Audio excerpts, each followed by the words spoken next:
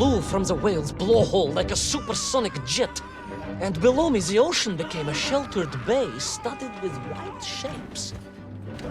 You will be amazed as my epic journey unfolds. For here, it was about to take a most unexpected turn.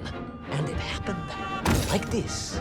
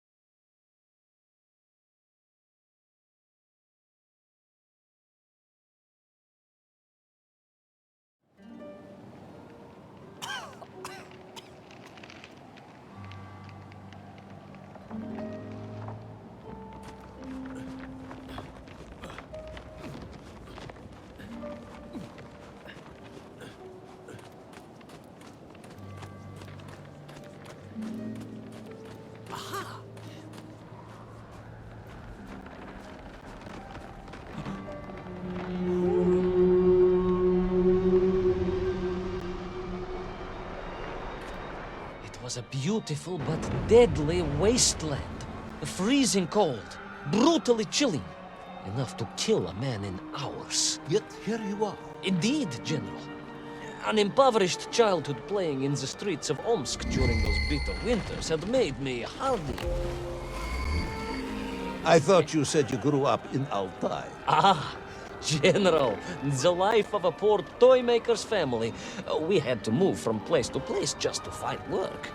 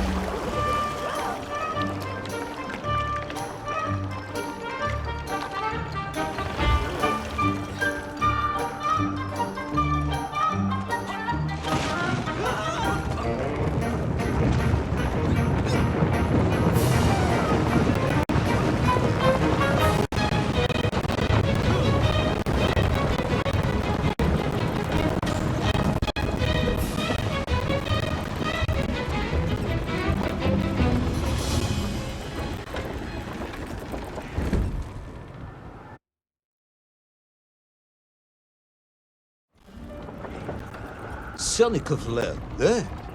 Of course, Sonikov himself reported nothing more than a bluish fog on the horizon. Your island may be nothing more than the product of overactive imaginations. General, consider this. Imagine taking a simple peasant, a pig shepherd, for example, and telling him one day humans would fly around the earth beyond the sky. He would say you were stark raving mad, Saldafon, a ridiculous Kazyol Baradati, a buffoon stuffed into a military uniform, a pridurak, a chuchela tuparile. This peasant of yours had better watch his mouth if he doesn't want to spend his holidays in Solovyetsky. Perhaps you should return to your story.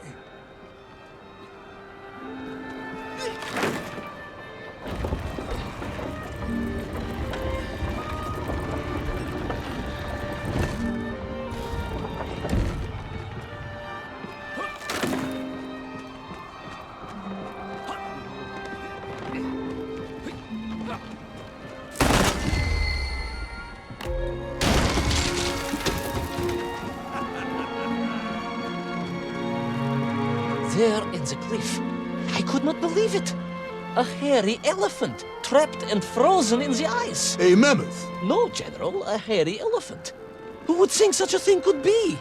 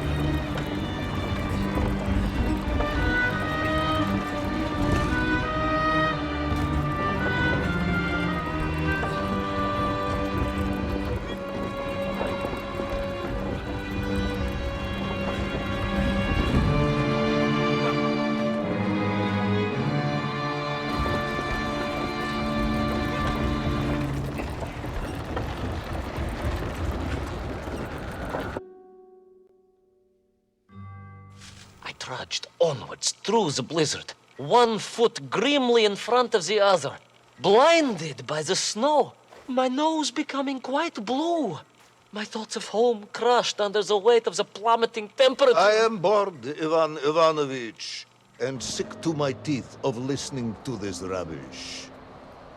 Let us speak plainly now. You will tell me where my bomb is, or I will have you shot. I am just getting to that, General. Shot! Comrade Primal!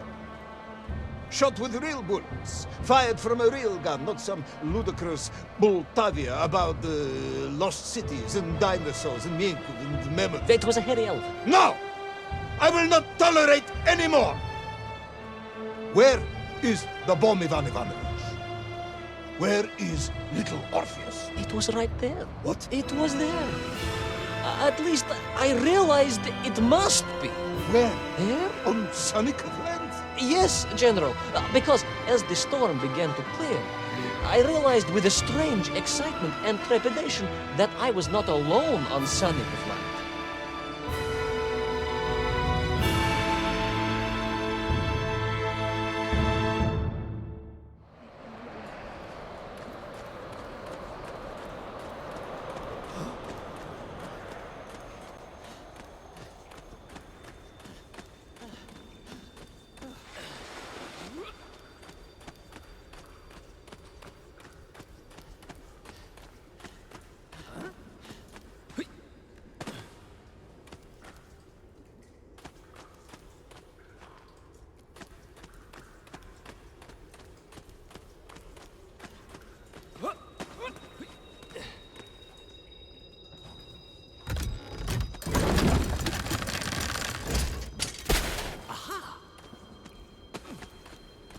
Wait.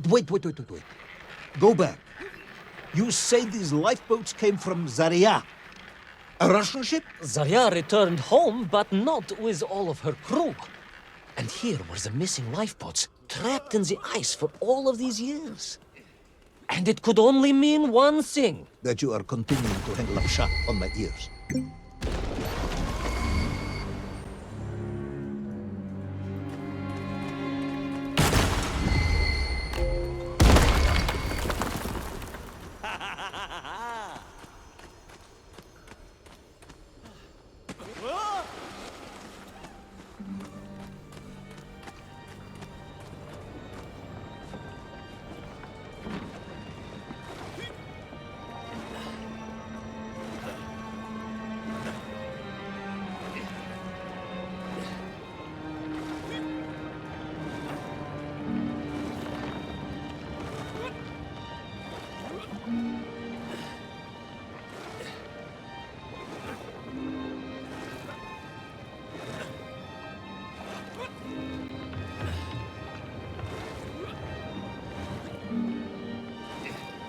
Baron Edward von Toll. Of course, I remember reading about his tragic expedition at school. We were taught he had died a hero's death out on the icy wastes, searching for Sanikov land. Yet what if, in doing so, he had sailed accidentally into the interior, deep below the crust of the world? A fellow citizen of the surface. I had to try and find him.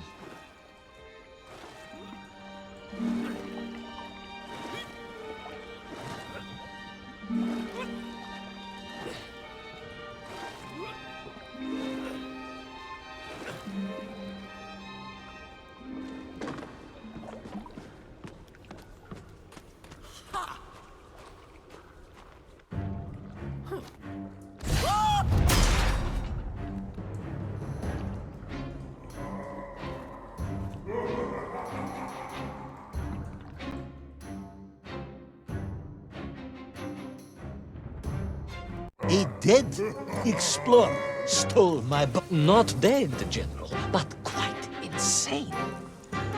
Perhaps it was the loss of the arm or the leg, or the long years in isolation. But Toll was clearly mad. You should have got along perfectly then. Oh, how I wish we had. But no, General. Whatever Toll's intention with Little Orpheus was, I had no time to consider it. I was in mortal peril once more.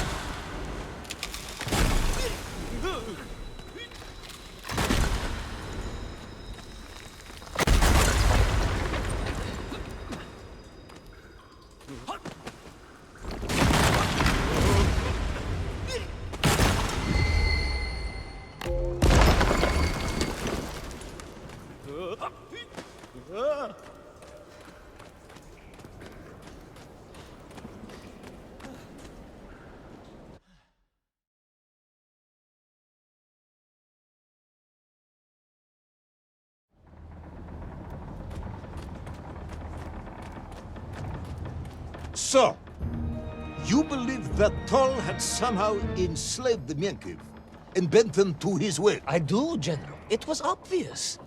Why else would they serve him? And how else could they be so different from their free comrades? These odd helmets they wore, it was the science of our times. No doubt about it. Although fused with some strange crystal technology I could not recognize. To be honest with you, it didn't seem appropriate to stop and ask them.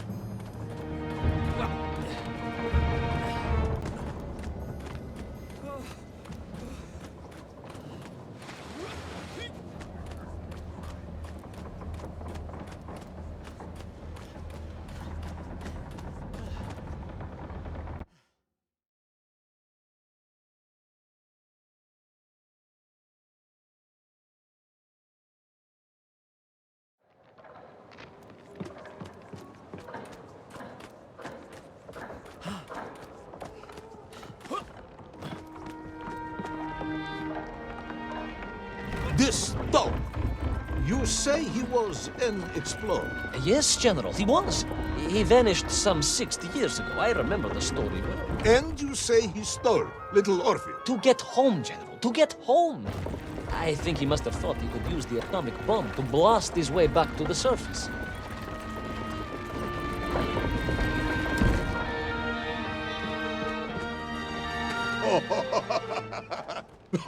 Brilliant, Ivan Ivanovich!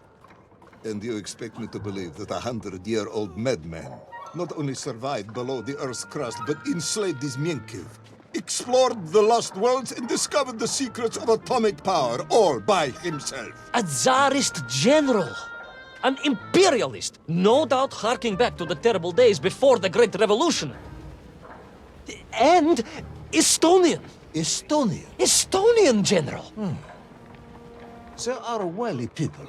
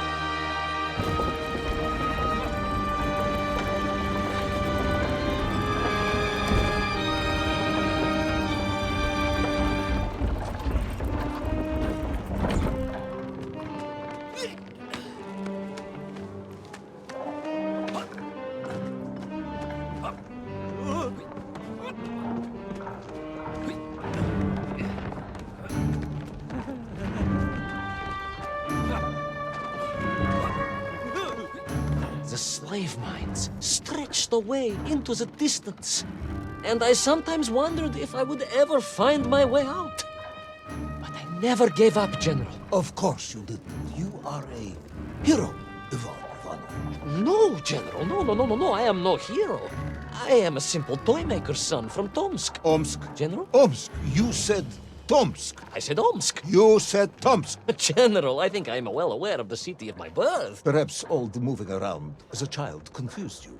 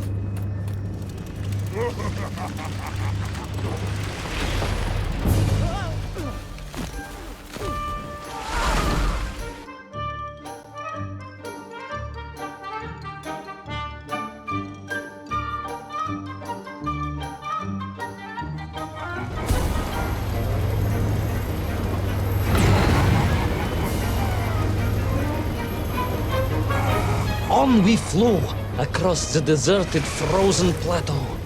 I was single-minded in my pursuit, dogged in my determination.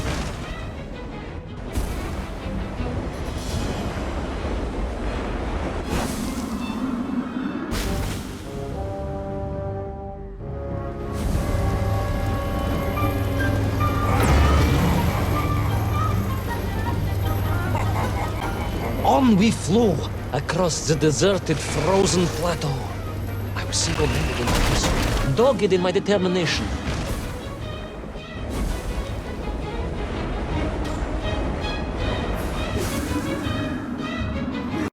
I would take back Little Orpheus and prevent Toll from detonating the... Ah, you are as humble as ever, Tavares. Well, General, you are a great military leader, a great strategist, whereas I am simply the humble son of a watch toy maker, and driven by patriotic fever with no regard for my own safety. I rushed blindly on. Well, General, you are a great military leader, a great strategist, whereas I am simply the humble son of a watch toy maker, and driven by patriotic fever with no regard for my own safety. I rushed blindly on.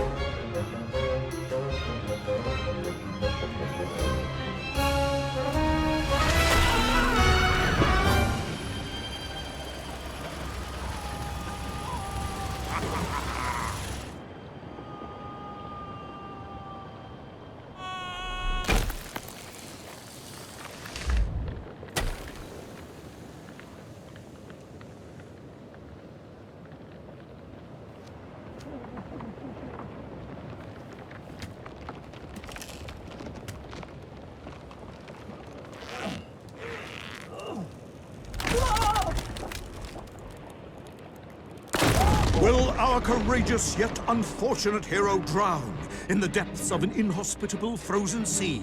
Will he thaw out in time to prevent Toll from detonating the bomb? Will the general holiday in Omsk next year? Or Tomsk? Or perhaps both? What exactly is the difference between a mammoth and a hairy elephant? All of these questions and more should almost certainly be answered in the next exciting episode of Little Orpheus!